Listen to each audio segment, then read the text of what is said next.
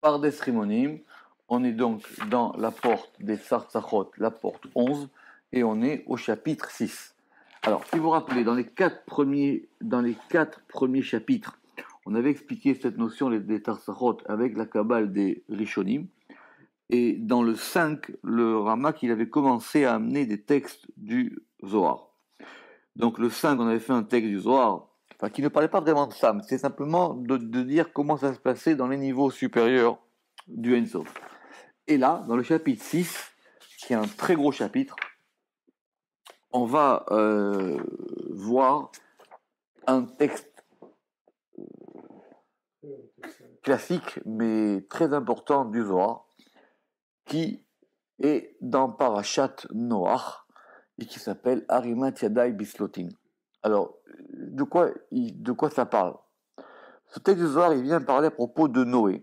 Alors, vous savez que Noé, quand il est sorti de l'arche, la première des choses qu'il a faites, c'est marqué dans la Torah, c'est que comme Dieu lui avait demandé, dans le décompte des animaux, d'apporter plus d'animaux purs que d'animaux impurs, parce que les animaux impurs, il y en avait simplement 2 par espèce pour qu'ils puissent se reproduire. Les animaux purs, il y en avait 7. Et c'est Noé tout seul qui s'est dit, pourquoi ces animaux-là, Dieu m'a demandé d'en prendre plus, donc il a dit, c'est pour faire un sacrifice. Et il a fait un sacrifice. Oui.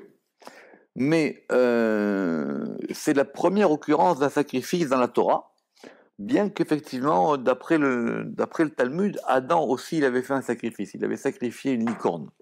Ah oui, tu nous avais dit. Il avait sacrifié une licorne. Bref, le Zohar, il veut essayer de comprendre cette notion de sacrifice. D'accord? Et pour expliquer cette notion de sacrifice, on a ce fameux texte qui est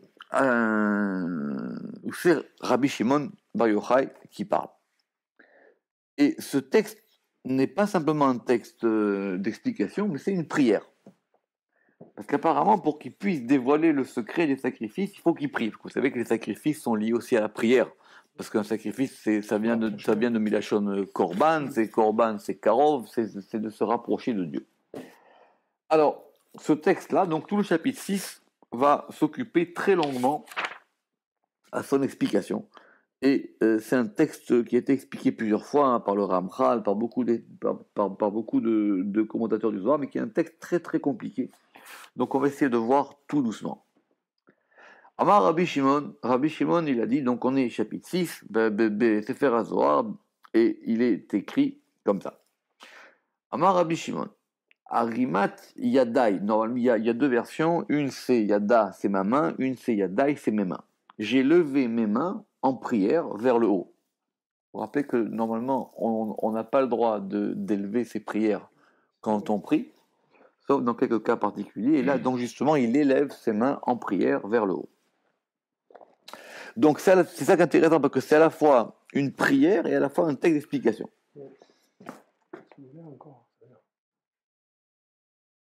On reprend. Amar Rabbi Shimon, il a dit, Arimat Yadai Beslotin, j'ai levé mes mains en prière vers le haut.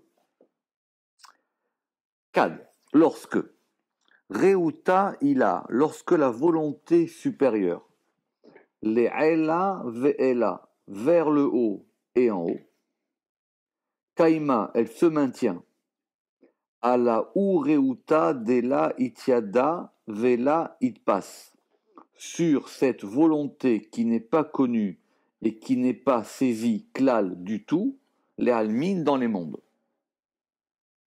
Alors, on va doucement, mais évidemment, le Ramak il va décortiquer ce texte au millimètre. Donc, on va dire, lorsque la volonté supérieure, en haut, d'en haut, on verra pourquoi il est marqué 3 fois en haut, elle se tient sur cette volonté qui n'est pas connue et qui n'est pas saisie du tout dans les mondes, donc c'est très en haut. Risha de Satim Yatir Leela, la tête qui est cachée, qui est plus cachée en haut. Vea Uresha, et cette tête, Apik Made Apik, elle fait sortir ce qu'elle fait sortir d'Ela Yedia, qui n'est pas connu. Venaïr Made Naïr, et elle éclaire ce qu'elle éclaire. Kula Besetimu, tout temps tout en fermeture. Re'u de marshava ila, la volonté de la pensée supérieure, l'émir daf abattre, c'est de la poursuivre, c'est de courir derrière elle. On reprend. Re'u de marshava ila, la volonté de la pensée supérieure. Donc la pensée, normalement, elle est dans la tête. Donc elle est encore en dessous. La volonté de la pensée supérieure, les mirdaf abattre, c'est de la poursuivre, c'est de courir derrière elle, ou les itnaramine, et d'être éclairée par elle. C'est-à-dire, elle cherche cette lumière, elle veut recevoir cette lumière. Chad Perissou, il y a un rideau ou un écran. Itparis qui est écranté, quoi. Il y a un écran qui est étendu.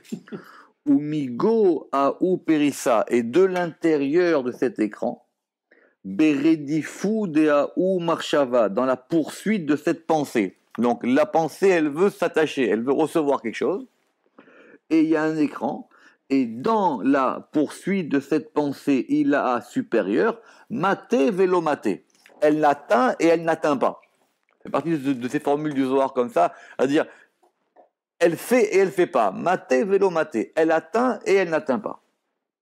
Etc. Il y a un texte du Ramchal sur cette histoire de maté velo maté. Qui dit alors Batash aine iru de marshava de la itiada. Elle va frapper. Qui est-ce qui frappe? La lumière de cette pensée qui n'est pas connue. Elle va frapper Beneiru dans la lumière des parsas de ce rideau. Donc elle frappe, comme si on frappe à une porte, quoi. Elle veut passer. Des kaima qui se tient, des naïr mima de layada qui éclaire de ce qu'on ne connaît pas. Ou kedin, alors, daneiru de marshava de laitiada. Alors, cette lumière de la pensée qui n'est pas connue, Batash beneiru de prissa, elle va frapper la lumière de ce rideau. Donc les deux lumières se frappent. Batash beneiru de prassa, veneirin kechada, et les lumières ensemble, ve'itavidu, et elles vont former 9 palais. Donc de ce choc des lumières vont être formés 9 palais. Les echalin des lav inun, vers les palais qui ne sont pas des lumières, velav inun ruchin, et qui ne sont pas non plus soit des souffles, soit des vents, soit des esprits, velav inun nishmatin, et qui ne sont pas non plus des âmes. Ce qu'on veut dire que ça forme des palais, donc ça forme pas ni des âmes, ça forme pas aucun des degrés de l'âme. Velav itman de kaima beureuta, et il n'y a personne qui se tient dans cette volonté. Des kol tishan yurin, parce que toutes ces 9 lumières, des kaime kulu bemarshava, qui se tiennent tous dans la pensée, des iu chad minayu, qui est une d'entre elles. Puisque c'est la pensée qui a frappé, ça a provoqué 9 lumières. Ces 9 lumières qui sont 9 palais sont en elle, mais la pensée c'est aussi une de ces lumières. Exactement. Chal minayu bechushbana, dans le conte, kuleu les mirdaf abatrayu, elles sont toutes pour poursuivre derrière elle. Besha'ata de kaime bemarshava, au moment où elles se maintiennent dans la pensée, vela midbakan vela itiaidu, et elles ne s'attachent pas et elles ne sont pas connues. Ve'ilin la kaime, et celles-ci ne se tiennent pas. Lo bereuta, ni dans la volonté, velo bemarshava ila, ni dans la pensée supérieure. Tefisin beu velo tefisin, elles saisissent en elles et elles ne saisissent pas. Be'ilin kaimin kol reze de menuta, dans celle-ci se tiennent tous les mystères de la croyance. Ve'kol inun neurin, et toutes ces lumières. Mais raza de marshava ilaha vetata, dans le mystère de la pensée supérieure et inférieure, kuleu ikrun ensof, tous s'appellent le ensof. Donc le ensof est formé de toutes ces lumières. Ad acha, jusqu'ici, matun neurin, les lumières atteignent et elles n'atteignent pas, velo itiedeu, et elles ne sont pas connues. Lav achar reuta velav marshava, il n'y a pas ici ni de volonté ni pensée. Kad, lorsque Nahir marshava, lorsque éclaire la lumière, vela yada mimanaïr, et on ne sait pas de quoi elle éclaire. Kedin, alors, itlabesh, elle va s'habiller, veastim, et elle va se cacher, go bina, à l'intérieur de la bina. Venaïr man denaïr, et elle va éclairer ce qu'elle va éclairer.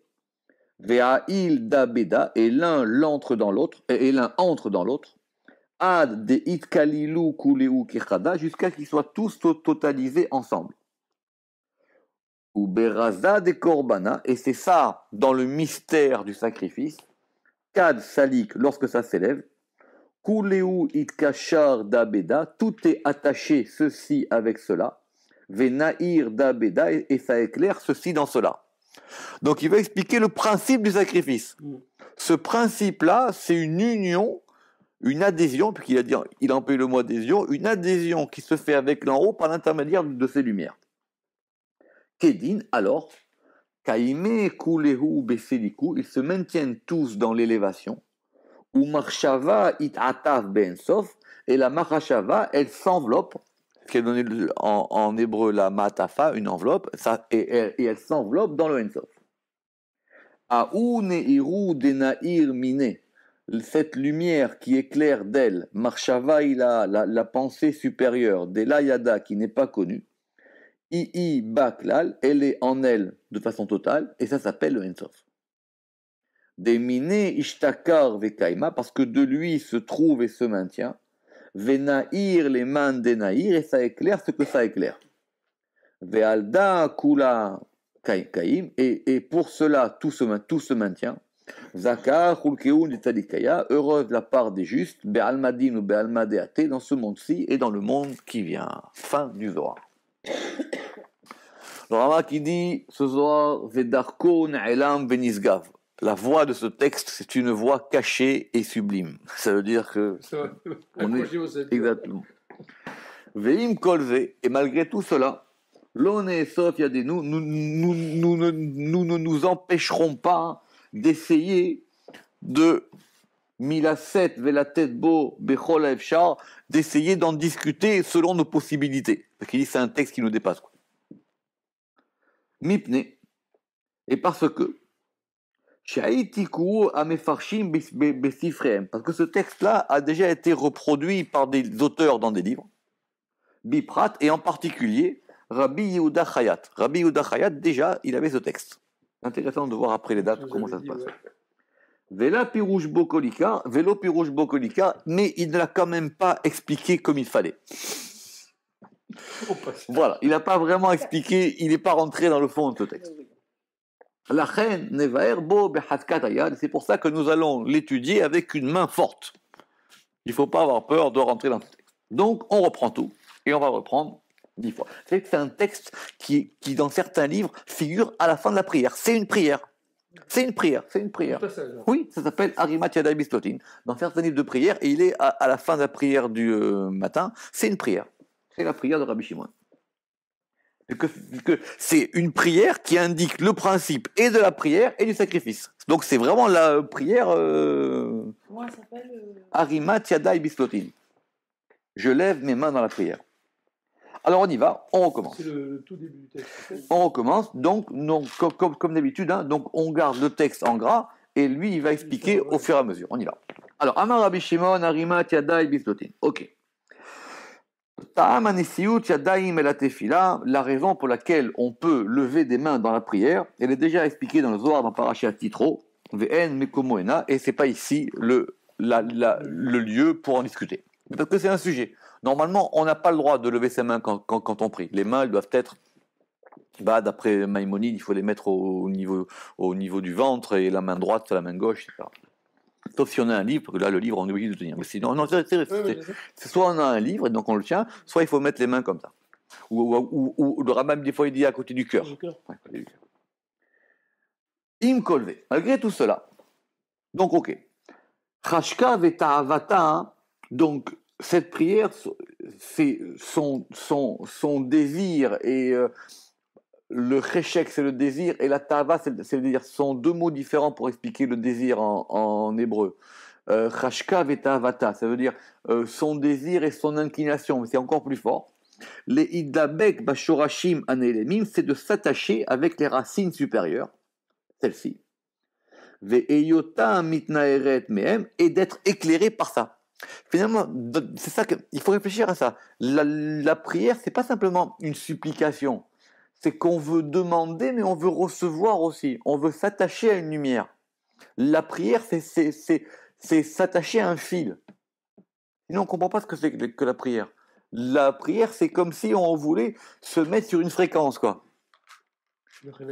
Exactement. On veut se mettre sur une fréquence. Donc, on a besoin et on veut être connecté à cette fréquence. Velachen, irodefet acharem. Et c'est pour ça qu'elle poursuit ces lumières-là. Si effectivement, si on trouve pas la fréquence, alors on est dans le vide, quoi. Alors c'est pour ça qu'il a dit les mirdaf. Non, pardon. J'ai dit trop. Ou mipne et yot kavanat arashbi. Et puisque l'intention de Rabbi Shimon Bar Yochai, j'ai sauté une colonne. J'ai sauté une colonne. Et puisque l'intention de Rabbi Shimon Bar Yochai, bemamar azeh, dans ce passage-là, les galotes inyanim nistarim ben sof, c'est de nous dévoiler des choses secrètes à propos du Ensof. La reine, c'est pour ça, itkadesh atzmo, c'est pour ça qu'il s'est sanctifié lui-même. L'acte de s'élever les mains, c'est qu'il a voulu se sanctifier pour pouvoir nous dire des choses sur le Ensof. Veiu yadav emuna, et ses mains, elles étaient emuna, ad tomo ledaber, jusqu'à ce qu'il ait terminé de parler. Tout le monde connaît cette expression, ça vient de Moïse. Hein. Ses mains étaient emuna, c'est à propos de la bataille avec Amalek, puisqu'il y avait une bataille en bas et une bataille en haut, dit le Zohar. En bas, ils se sont battus physiquement avec Amalek, et en haut de la montagne, il y avait Moïse. Et avec ses mains qui étaient élevées, qui étaient là, et le Zohar dit, pendant que eux, ils combattaient en bas, lui, il combattait en haut. Et c'est là-bas qu'on a l'expression que Emouna, ça veut dire droit. Parce que ses mains, elles étaient fixes. C'est pas que la croyance ou la foi. Emouna, là-bas, ça veut dire que ses mains, elles étaient fixes. Et comme il n'arrivait pas à les fixer, donc il lui tenait les mains. Que sinon, elles tombaient. Et quand les mains de Moshe tombaient, alors en bas, la bataille était en faveur d'Amalek, et quand les mains étaient en haut, c'était comme ça. Donc, le Zohar dit que c'était deux combats. Il y avait un combat en bas et un combat en haut. Moïse, il a dit, moi je m'occupe du combat d'en haut, vous vous occupez du combat d'en bas. Alors, c'est pour ça qu'on a dit, Kadreuta ila le'ela ve'ela. Alors, pourquoi est-ce qu'il y a marqué, lorsque cette volonté supérieure, et ila supérieure, le'ela en haut et en haut. 3 fois. Alors, Piroche. Normal, alors il dit, la chorma, elle s'appelle la volonté. Comme il est expliqué, comme il est expliqué dans de nombreux endroits. Pourquoi? Ve'atam, c'est, et la raison en est, sheidaka minadaka, parce que c'est la chose la plus fine possible. Daka minadaka, c'est le plus fin du plus fin. Ve'lachen nityaches elea lashon ratson. Et c'est pour ça qu'on lui a attribué ce vocable de volonté. Comme on a expliqué, que des pirachnou. Pourquoi qu'il y a ratson moré à la dakoud vers la kadmout? Parce que la volonté, elle indique et la subtilité et l'antériorité. Parce que c'est avant d'agir qu'on veut. Et après on veut, et puis après on pense. Mais le premier élément, c'est qu'à un moment, il y a quelque chose qui pousse et ça s'appelle la volonté. Donc il dit c'est la horma. Cependant, vechen et aussi, keter elion nikra reuta. Le keter aussi, ça s'appelle la volonté. Pourquoi? Parce que c'est ça, c'est lui qui désigne la véritable, émettre du sens de vrai, c'est lui qui désigne la véritable volonté dans les sphirotes. Ve'aratson ha'elion al kulam, et la volonté supérieure sur tous, c'est le Ensof. Al derrière chez Pirachnu de la manière dont nous l'avons expliqué dans le chapitre précédent. Il dit, mais Veine, cependant ici, on a parlé de la Reuta Ila, on a parlé de la volonté supérieure. Je résume. On a dit que la volonté, ce terme de Reuta, qui est le terme araméen pour le Ratson en hébreu, soit généralement ça indique la chorma, mais on peut aussi l'appliquer au Keter, et on peut aussi l'appliquer au Ensof. D'accord? Alors, pourquoi est-ce qu'ici, il pense que c'est chorma? Parce qu'il a trois possibilités. Qu'est-ce qu'il va expliquer? Parce que le texte, il a dit, Reuta, il a la volonté supérieure. Velo me chorma, et ce n'est pas de la chorma, et là, mais on a bien précisé en haut. Chez où les ma'ala miratson a chorma, qui est au-dessus de la volonté de la chorma. Et ce n'est pas le keter non plus. Velo a keter, qui est le ratson, qui est la volonté, qui est les ma'ala, qui est au-dessus du chorma. Or, qu'est-ce qu'on a dit, nous? On a marqué, on a dit que cette volonté, elle était supérieure, alors on a dit Reuta, ilaha, le'ela, ve'ela. Ela, ve'ela. Donc, et au-dessus, chez où aratson, chez où les ma'ala mais aratson, c'est la volonté qui est au-dessus de la volonté, qui est donc le Ensof. Chez où les ma'ala mais keter, parce que le Ensof, il est au-dessus du keter. Chez où aratson, et donc qui est la volonté qui se tient sur la chorma, qui s'appelle le ratson, comme on a expliqué plus haut.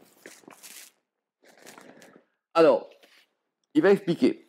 Velo ispik omro reuta ila. Et donc, dès que le Zohar il a commencé à dire que c'était la volonté supérieure, parce que, comme on vient de dire, que la chorma, mipne she chorma, gamken nikra reuta ila, la chorma aussi, elle s'appelle la volonté supérieure, que des mouchas, comme il est prouvé dans le Zohar, dans de nombreux endroits. On a dit kaima, elle se tient. Pirouche, shura, elle réside, vechone, et elle habite, et elle campe, à la ureuta sur cette volonté, c'est-à-dire sur le keter. Donc c'est une volonté qui va se poser sur le keter. Donc d'après lui, si j'ai bien compris, elle provient de chorma. Et cette volonté, ici, on l'appelle Dela Itiada, qui n'est pas connue. C'est un passif. Hein. Pirouche, c'est-à-dire Be'erer Bechinato Anelemet, elle n'est pas connue par rapport à sa particularité enfouie chez Ena Mousseguet, qui n'est pas saisissable. Vélo il passe Almin, et on ne peut pas la saisir. Pirouche, Lo Bilvad Bechinato Anelemet, c'est pas simplement que c'est quelque chose d'enfoui. Chez Imit Alemet, qui est enfoui, ad les etim les chokot, simplement dans des moments lointains. Comme par exemple, au moment be'et alot ela v'chorma ve'abina, au moment où la chorma et la bina vont monter, comme on a expliqué dans le chapitre 5. Donc c'est pas quelque chose qu'on peut saisir par intermittence. Le Zohar veut dire que c'est insaisissable tout court. C'est-à-dire c'est pas ni une fois, ni un peu, ni pas du tout, c'est insaisissable complètement. Et là, simplement, Ota abechina anelemet, cet aspect complètement enfoui, tachlit aelem, du but de l'enfouissement, c'est-à-dire de l'enfouissement le plus profond possible, chez Me'olam l'onid galé, qui ne se dévoile jamais, Velo Ousga, et qui n'est pas saisi, les Ulato par quelqu'un d'autre, parmi les Netzalim, parmi les créatures émanées, Vela Yusag, et on ne peut pas la saisir. Ou Beoto Bechina, et à propos de cette particularité, ça, c'est quoi? C'est qui c'est El Amaatsil, c'est le trône de l'émanateur, c'est le trône de Dieu. Le trône, ça veut dire le trône, c'est ce sur quoi on s'appuie, c'est ce sur quoi on chevauche le trône. D'accord? Bechinat mitkarevet elav, l'aspect qui lui est le plus proche. Oui. Alors, on continue. Le Zohar, il a dit Recha des satim yatir là, la tête qui est cachée, qui est encore plus cachée en haut. Pirouche, il dit ici que c'est le Ensof. C'est bizarre parce que tout le monde ne dira pas pareil. Il dit que cette tête-là, c'est le Ensof. Chez où Arosh, qui est la tête, Aomed qui se tient, ou mit avec. On avait déjà eu cette question, ce mot-là, il est bizarre. Soit c'est ou mit d'abek, mais ici, mit avec, ça veut rien dire. Ouais, on a déjà posé la question, et je devais aller voir dans d'anciens manuscrits, et j'ai pas eu le temps. Parce que si c'est marqué mit d'avec, qui serait le plus logique, ça veut dire et elle est attachée, elle est collée, d'accord, elle est en adhésion. Mais mit avec, ça veut rien dire ici. Bon, c'est une question, j'ai mis un point d'interrogation. Ou mit avec, veshora, et elle réside, bebechina azo, dans cet aspect, ve'in elam yoter, et elle est encore plus enfouie, Mia bechina azo, que cet aspect, imeyot ne'elemet tachlit elem kemevoir, bien qu'elle soit quelque chose qui soit très très profondément enfoui. Donc on parle maintenant de cette tête-là. Alors c'est quoi cette tête? On a dit que c'était le Ensof. C'est le Ensof, ça veut dire c'est le degré le plus haut. Ve'aou recha, et cette tête-là, pirouche, bechinat à Keter, Ané-Elemet, c'est l'aspect enfoui du Keter. Vous allez me dire, mais tout Keter, c'est enfoui. C'est l'aspect le plus enfoui des enfouis. Pirouche, Bechinat à Keter, Ané-Elemet, chez Roche, qui est la tête des autres aspects, El Sha'ar, Bechinot à Keter, des autres aspects du Keter. C'est la tête, c'est la tête, c'est le commencement, c'est le plus haut degré de tous les aspects enfouis du Keter. Donc c'est le plus enfoui des enfouis. Et donc s'il est déjà plus enfoui par rapport aux autres aspects du Keter, Vekol Sheken, à plus forte raison, El Sha'ar Atzilut, pour le reste de l'émanation. Vekol Sheken, El Sha'ar Atzilut, à plus forte raison pour le reste de l'émanation. Alors maintenant, cette tête-là, qu'est-ce qu'elle fait? Apik madé apik. Elle fait sortir ce qu'elle fait sortir. C'est-à-dire, Etzil, maché Etzil, elle va émaner ce qu'elle va émaner. Et donc, c'est quoi? Ve'aïnou, ce sont les séphirotes. Ve'aïnou, à séphirotes, ané lamot, c'est-à-dire les séphirotes enfouis. Chez M, Kelim, qui sont des récipients ou des réceptacles, El Atzmut Anelam, par rapport à la substance enfouie. Alors, en cette petite phrase-là, il résume tout un chapitre, toute une porte du Pardès, où vous vous rappelez, est-ce que les sphirotes, c'est la substance de Dieu, ou est-ce que les sphirotes, c'est les réceptacles de Dieu? Et vous vous rappelez qu'il avait longuement discuté, il avait ramené Rekanati, il avait ramené beaucoup de ça, et il disait que pour lui, les sphirotes, c'était les deux. Elles sont le récipient de la substance. Donc quand cette tête-là, elle fait sortir quoi? Elle fait sortir les sphirotes. Et les sphirotes, ce sont quoi? Ce sont les kelim, ce sont les récipients de la atzmut anelam.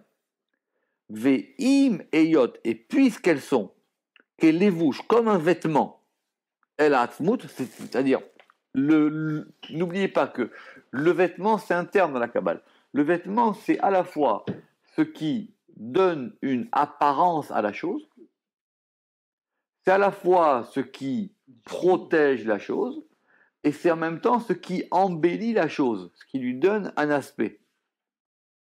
Et ça la dissimule aussi en même temps. Ça la dissimule, ça la protège, mais ça lui donne aussi une visibilité. C'est ça, un lévouche. Donc il dit que les séphirotes, c'est le vêtement de la substance divine. Pour la ritionnute, alors c'est un peu l'extériorité. Oui, tout à fait. Mais c'est une extériorité qui est dans le bon côté. J'ai compris. Hein. Mais oui, de toutes les manières, un vêtement, c'est toujours à l'extérieur du corps. Voilà. Donc ce sont comme... Alors, et puisque ce sont comme un lévouche, comme un vêtement, doucement, et puisqu'elles sont comme un vêtement, 2 secondes, et puisqu'elles sont comme un vêtement pour la atzmut, pour la substance, im kolze lo yedea, malgré tout cela, bien qu'elles soient un vêtement, on ne les connaît pas non plus. Et bien que ce soit un vêtement, malgré que ce soit un vêtement, on ne peut pas les connaître. Voilà, malgré que. Et c'est pour ça qu'il est écrit Vete Amar, Velo Yada, et on ne peut pas les connaître. Alors on a dit, cette tête, elle fait sortir ce qu'elle fait sortir. Donc elle fait sortir les sphirotes. Venaïr madenaïr, et elle éclaire ce qu'elle éclaire. C'est quoi? Aïnou, à atzmut, à mitpachet, la substance qui va se déployer à l'intérieur du lévouche. C'est intéressant. D'après lui, il y a d'abord les sphirotes qui sortent. C'est pour ça qu'on a employé le terme de sortir, parce que sortir, c'est aller vers l'extérieur. Et après, ça éclaire. D'abord, ça sort et après, ça éclaire. Vous avez vu comment il a lu le Zohar? Le Zohar, il a dit, cette tête, elle fait sortir ce qu'elle fait sortir et elle éclaire ce qu'elle éclaire. Pourquoi pas l'ordre inverse? Pourquoi il y a deux termes différents? Pourquoi il y a deux verbes différents? Alors, le Rama, comme ça, il a compris. Il a dit que apik, faire sortir, c'est vers l'extérieur. Donc cette tête, le Ensof, elle fait d'abord sortir les séphirotes et après, elle l'éclaire. Donc, vous comprenez que éclairer, c'est plus subtil que faire sortir. Donc, cet éclairage, c'est quoi? C'est que maintenant, elle déploie, elle est mitpa chez tête, elle va déployer sa substance à l'intérieur des séphirotes. Velachen, et c'est pour ça, ou mehune belachon or, c'est pour ça qu'on lui a attribué ce langage de lumière, chez ou or hachachit, qui est la lumière du verre. Ça veut dire quoi? Ça veut dire que cette lumière, on l'aperçoit comme une lumière qu'on va percevoir à l'intérieur d'une lampe. Donc si votre lampe elle est dépolie ou si elle est verte ou rouge, vous verrez la lumière à travers la lampe ou le fil. On continue. Ou mipne. Et puisque maintenant, puisque maintenant cette substance, donc cette substance c'est la lumière qui éclaire à l'intérieur des séphirotes, hein, d'accord. Et puisque cette substance, mouflag, à la élève, à l'évouche, elle est encore plus mouflag, elle est encore plus prodigieuse, justement, mouflag. Elle est encore plus séparée. Elle est encore plus séparée que le vêtement. On a dit, koulou besitimu, tout ça, ça se fait de façon cachée. Pourquoi? Parce que chez où, à flagat, à élève, parce que c'est la séparation de cette chose complètement cachée, yoter.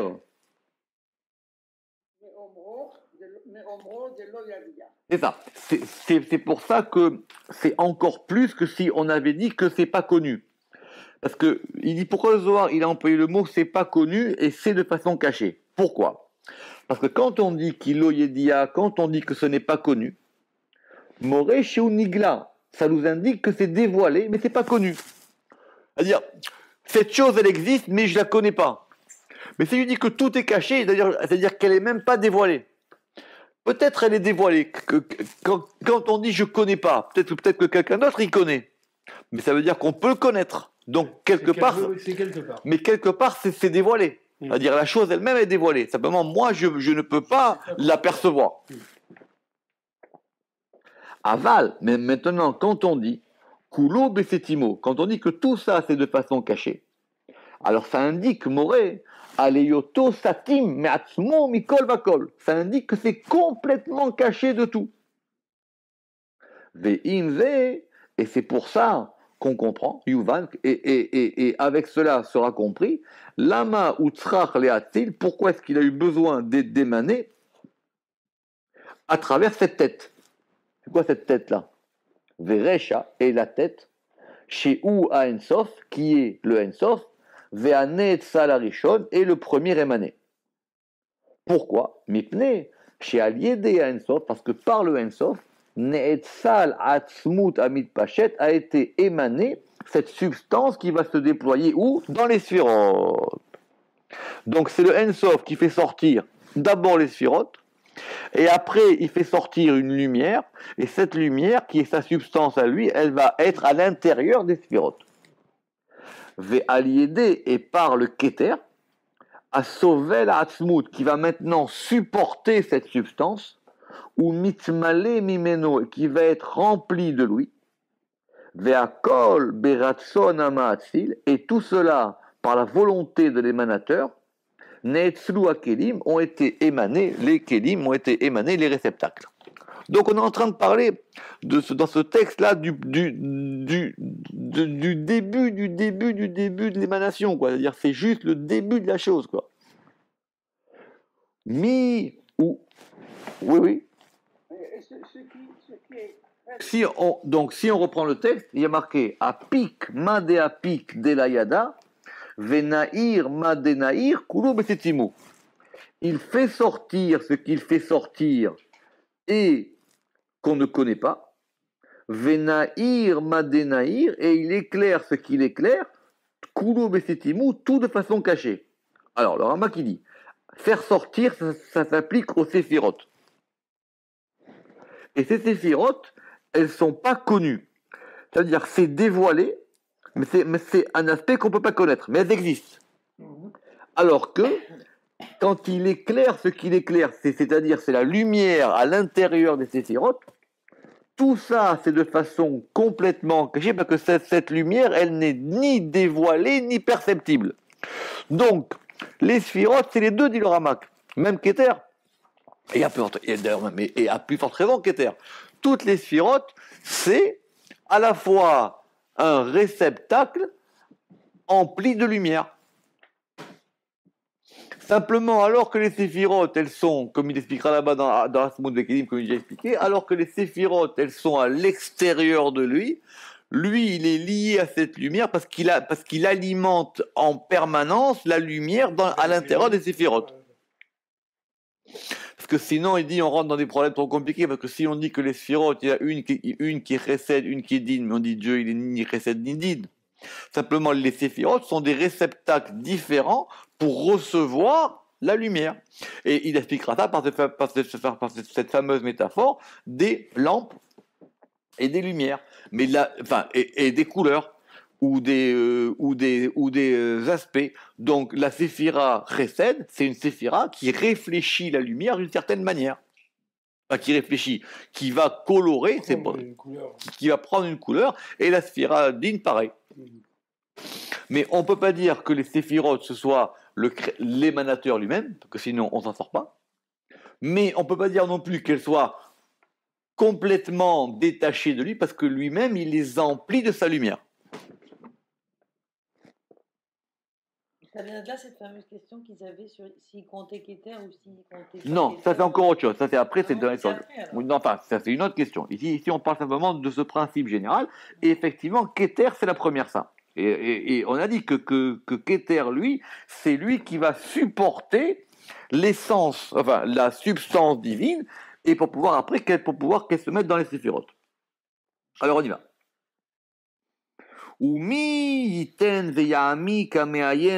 Et maintenant, qui est-ce qui va pouvoir approfondir cette chose-là? Parce qu'il dit, nous n'avons pas pour habitude d'exagérer les choses secrètes de la Torah. Et le Inyan, le sujet est ainsi.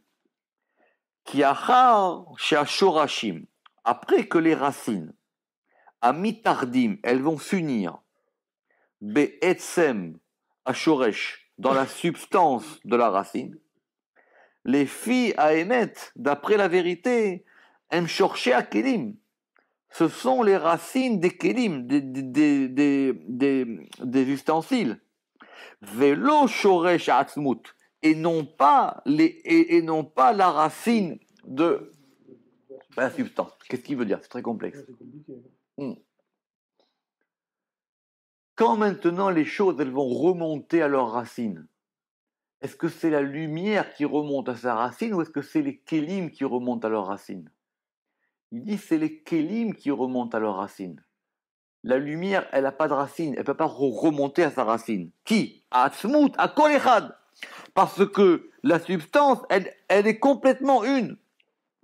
Ve'en sarir, là, ve'en sarir, lo les shorash, ve'lo les makor. Et cette substance, elle n'a besoin ni de racine, ni de source. Donc, quand on va dire que les choses remontent à leur source, c'est les kélim qui remontent à leur source. C'est pas la lumière. Que la lumière, elle est toujours la même. La lumière, elle n'a pas de source. Il n'y a pas de source à la lumière. C'est simplement parce que c'est le kéli qui fait que on la voit ou on la voit pas. Imken, et Imken, donc si il en est ainsi, Kemo shebekelim asfirot, de même que dans les kelim, que dans les ustensiles des sphirot, virgule, achitzonit, l'aspect extérieur, rotselomar, c'est-à-dire les séphirot atzilut, les séphirot de l'émanation, aetsem mitpachet baem, la substance se déploie en elle, ainsi pour les racines, ainsi pour leurs racines, ken beshorshab, virgule, aetsem mitpachet baem, la substance va se déployer en elle, imeyot sheyid gale baem, bien que cela va se dévoiler dans elle de plus en plus, ad shehem atzmuto mamash, jusqu'à ce qu'elle soit vraiment sa substance et qu'elle soit la substance de la racine. C'est compliqué. C'est compliqué, mais on va relire. Imken, s'il en est ainsi, de même que dans les kélim des sphirotes, virgule, achitzonit, c'est celle qui est extérieure. C'est rotselomar, c'est-à-dire les séphirotes atzilut, les séphirotes de l'émanation. La substance, elle va se déployer en elle. De même dans leurs racines. Les racines de qui? Des kélim. Aetsem, la substance. Ah, c'est la substance va se déployer en elle. Bien que cela va se... Alors attends, les shorashim... C'est ça. La substance va se déployer en elle, bien que cela se dévoile en elle de plus en plus, jusqu'à ce qu'elle devienne sa substance vraiment, et elles sont la substance de la racine. Ve'ainyan azé, et de toutes les manières cette chose-là, ou mea inyanin, cela fait partie des choses, chez Aïoun Bo Beyoter Assour, qu'il est interdit de trop méditer. Ve'u, et cela est dans le principe de Ratso Vashuv. Vous vous rappelez ce principe de Ratso Vashuv? Ce principe de Ratso Vashuv, c'est quoi? C'est dans Sefer Yetzira. C'est le principe de Ratso Vashuv. Dans Sefer Yetzira, ce sont ces fameuses chayot dans la vision de Ézéchiel qui courent et qui reviennent. Elles courent et elles reviennent. Elles montent et elles descendent. Mais quand même, comme il a expliqué ça, il faudrait un peu reprendre. Il veut dire que quand ça remonte dans le shoresh, ça remonte dans le shoresh du Kéli. Ça ne remonte pas dans le shoresh du Or. Parce que le Or, il a dit, il est complètement un. Alors, la séphira qui est extérieure, les séphirot, Atzilut, Aetsem, Mitpachet, la substance, la lumière, elle va se déployer dans les sphirotes. De même dans les racines des séphirotes, parce que les séphirotes, elles ont une racine. Leurs racines, au départ, elles sont dans Keter, et après, ça va être dans Chorma et dans Bina, puisqu'on va voir qu'après, que c'est Bina qui va faire sortir les 9. Oui. Enfin, qui va faire sortir les 7. Aetsem mitpachet baem, donc la substance va se déployer en elle, imeyot, bien que cela va se dévoiler de plus en plus, parce qu'effectivement, au départ, il y a très peu de dévoilement, et puis après, ça se dévoile de plus en plus, jusqu'à ce qu'elle devienne vraiment sa substance, mais ça, et ça, c'est la substance de la racine. Ok. On relit, Venaïr madenaïr kulo befetimu, Re'u de machashava ila. Ok. Alors maintenant, ça on a dit, c'était que ça faisait sortir ce que ça faisait sortir, et ça éclairait ce que ça éclairait. Alors, maintenant, on descend d'un niveau. Re'u de machashava ila, la volonté de la pensée supérieure, les mirdaf abatrés, c'est de courir derrière elle. C'est de leur courir derrière, c'est d'essayer de voir cette chose-là. Oui, parce que normalement, la chorma, c'est ça, c'est d'essayer de saisir ce mouvement. C'est ce qu'il veut faire, même Rabbi Shimon dans la Hydra. C'est qu'il veut essayer de comprendre ce mouvement. On veut essayer de le saisir, de le courir après. Alors il dit, c'est quoi? C'est la chorma. Vekara. Et pourquoi est-ce que la chorma ici, on l'a appelée marshavaïla, on l'a appelée la pensée supérieure? Pirouche, chorma. Vekara alea bebechinata aeyona, et on l'a appelé par son aspect supérieur, ayoter neelemet, qui est l'aspect le plus enfoui, qui est l'aspect amitachedet imaketer, qui est l'aspect qui est uni avec le keter. Ve'imeyot dakuta ve'elama kolkar, et puisque c'est un aspect très très fin et très enfoui, im kolve, malgré tout cela, Hashka veta'avata, cet aspect-là de la chorma, son désir et son inclinaison, elle est d'être en adhésion avec les racines enfouies, ve'iyota mitnaeret mehem, et elle veut être éclairée par elle, ve'lachen, et c'est pour ça qu'elle leur court après. C'est ça, c'est que la chorma, elle veut saisir ça, elle veut être en adhésion avec ces choses-là. C'est très beau ça. C'est-à-dire que c'est ça, ce qu'on appelle la sagesse, c'est effectivement c'est d'être connecté à ces lumières, c'est de les sentir, c'est de les saisir. En fait, ici, il s'agit de Chorma de Keter. Ça, le Rama qui ne le dit pas. C'est-à-dire, elle veut recevoir l'iot mekabelet, elle veut recevoir et être éclairée, ou meira, mina shoresh amiyuchad aneelam azeh, de cette racine spécifique ou particulière ou unique qui est complètement enfouie, amitatsel mishne arashim, qui est émanée des deux têtes mentionnées plus haut, ve'en la asaga klal, et elle n'a aucune perception de ça, ve'afilu kibla mehem, et même si elle les reçoit. Donc, bon, c'est pas très clair comme phrase, mais en tout cas, Kabbalah même. et alors, ve'afilu kabbalah mehem, La saga ni Kabbalah. donc elle n'a effectivement ni perception, ni perception, ni réception d'elle. Alors, on reprend, donc maintenant, la chorma, elle veut courir après ça, ou l'itnara miné, et elle veut être éclairée par ça. Qu'est-ce qui va se passer là maintenant? Chad Perisu it Paris. Il y a un rideau qui va être.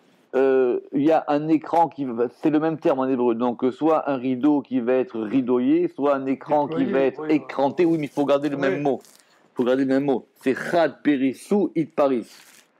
Ça veut dire. Bon, il faudrait trouver un moyen de garder le même mot pour garder la poétique du Zohar. Oui. Qu'est-ce que c'est à la base? La base de mot, c'est quoi? C'est en gros, c'est l'idée qu'un rideau Aporès, déroulé, quoi. ça serait presque une étendue, mais une étendue est étendue. Attends, 30 secondes. Un rideau qui va être étendu. C'est quoi ce truc? Donc, comme si finalement, donc la Rorma, elle veut saisir ça, et tout d'un coup, paf, on lui met un écran. C'est-à-dire, Aïnou, à Keter Beatmo, le Keter lui-même, Anetzal, qui a été émané, puisque maintenant on a le Keter, ou Midgalé, et qui est dévoilé, chez ou Massar, qui est, alors Massar c'est vraiment un écran, c'est un écran, Ben Anetzalim vers Mekorot, il est lui-même quoi? C'est le Keter qui est un écran entre les émanés et les racines. Amitardim be'etzem ashoresh, qui vont s'unir dans la substance de la racine. J'ai compris. J'ai compris. Ça veut dire qu'il y a quelque chose qui fait écran entre le En Sof et le Keter. Et c'est le Keter lui-même qui sert d'écran. La royauté, C'est le Keter lui-même qui sert d'écran. C'est un écran entre... Parce que quand on arrive au plus haut degré de Keter, toutes les choses, elles reviennent dans l'unité. Toutes les choses, elles reviennent dans leurs racines. C'est ça quand on veut arriver au degré de Keter. On veut que toutes les choses reviennent dans leurs racines. Donc on veut que tous les kélim reviennent et toute la lumière revienne.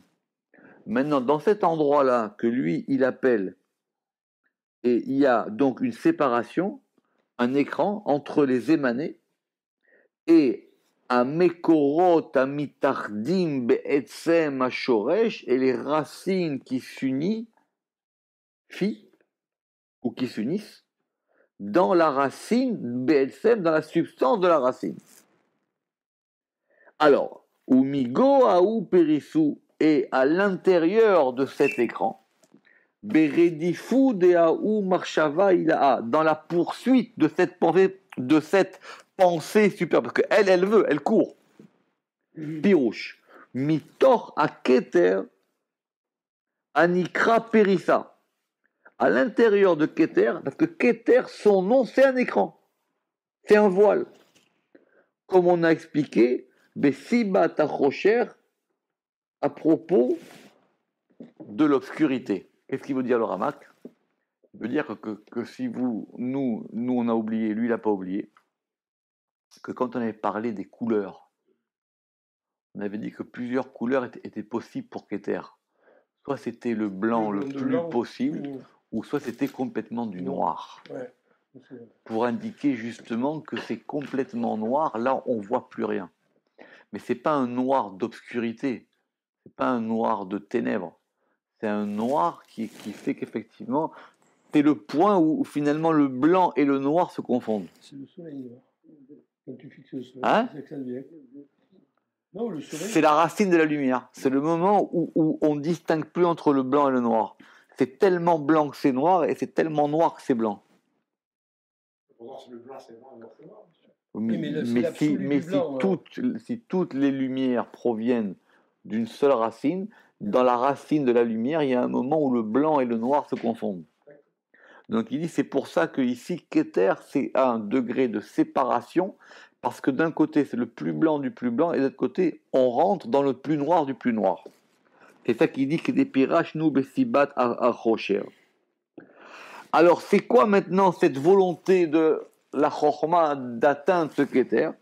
C'est un éveil vers Itorerut. Et cette Itorerut, c'est-à-dire à Redifa, c'est-à-dire cette poursuite, Azoti, chez Meorerut à chorma, parce que l'éveil de la chorma, qui s'appelle Anikra, Marshava à Eliona, qui s'appelle la pensée supérieure, Bebechinata à Eliona, dans son aspect supérieur, parce que c'est-à-dire, c'est, encore une fois, c'est l'aspect le plus haut de Chorma.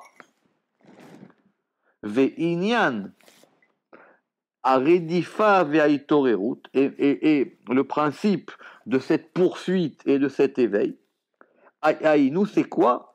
Le Gilouï Panea, elle veut dévoiler sa face et Veora et sa lumière, clapé à or face à la lumière de cet écran, à Mavdil Bena, qui sépare entre elles, ou Ben Shoresh Ve'etsem, et entre la racine et la substance. C'est ça quoi. En fin de compte, c'est qu'il veut atteindre le degré de source de toute chose. Donc c'est ça son éveil, c'est ça, c'est presque, ouais, c'est pour ça que même qu'il a dit que ça s'appelait une volonté. C'est qu'il veut atteindre ce degré de la racine de toutes les choses possibles. C'est pour ça qu'il dit qu'on ne peut pas trop penser à ça, quoi. C'est comme si on voudrait arriver au noyau de la lumière, quoi. La création, alors. Mais il n'y a pas de création ici. On veut arriver au noyau de la lumière. Alors qu'est-ce qu'on a dit là-bas? Maté vélo maté. Il atteint. Il n'atteint pas. Et il n'atteint pas. Ada ou Perissa jusqu'à cet écran. Pirouche. Ashorashim anelami maniskarim lail. À propos de ces racines enfouies supérieures. Maté vélo maté. Il atteint et il n'atteint pas. Quoi? Le Keter, qui est l'écran. Donc il atteint et il n'atteint pas. C'est-à-dire. Ve'ainyan maté vélo maté. Ça veut dire quoi? Il atteint et il n'atteint pas. Pirouche, gilouï vélo gilouï. Ça se dévoile mais ça ne se dévoile pas. Par rapport à quoi? Be'erer chorma. Par rapport à la chorma. Ve'kol sheken sharanet salim. Et à plus forte raison par rapport aux autres émanés. Donc déjà lui, il atteint et il n'atteint pas. Et ça se dévoile et ça ne se dévoile pas. Alors à plus forte raison pour les autres. Et là, simplement. Ou maté be'erer a pris ça. Il va atteindre par rapport au rideau, comme c'est-à-dire quoi? Et ça, il atteint le rideau, mais il n'atteint pas ce qu'il y a derrière le rideau. Ve'inyan maté velo maté. Et cette chose-là de il atteint et il atteint pas. Shei peula mityacheset à la levouche. Il dit ça s'applique aux vêtements. Chez où a mechune la'il belachon apik qu'on a désigné plus haut en disant il fait sortir. C'est quoi le degré qui atteint? C'est le degré par rapport au sphirotes. C'est lui qui atteint pas. Pourquoi? Parce que la lumière elle-même, elle n'a aucun problème pour remonter à sa source. Et c'est ça ta question. La lumière, elle, sans aucun problème, elle remonte à la source. Elle remonte tout le temps à sa source. D'ailleurs, même, c'est ce qu'il a dit. D'ailleurs, même, elle n'a pas de source. C'est simplement par rapport aux kélim. Simplement que les kélim eux-mêmes, eux, ils veulent remonter à la source de toute chose. Et ça, ils ne peuvent atteindre que le rideau lui-même, mais ils ne peuvent pas atteindre la source de la source. On relit. Chat perissouit paris ou migo ou perissa. Et à l'intérieur de ce rideau, Bérédifou, dans la poursuite de cette pensée supérieure, maté, vélo maté, elle atteint et elle n'atteint pas. On va s'arrêter là pour aujourd'hui parce que c'était quand même assez compliqué. Baruch Adonai Leolam. Amen ve Amen. Mais non, c'était pas inutile qu'on le refasse.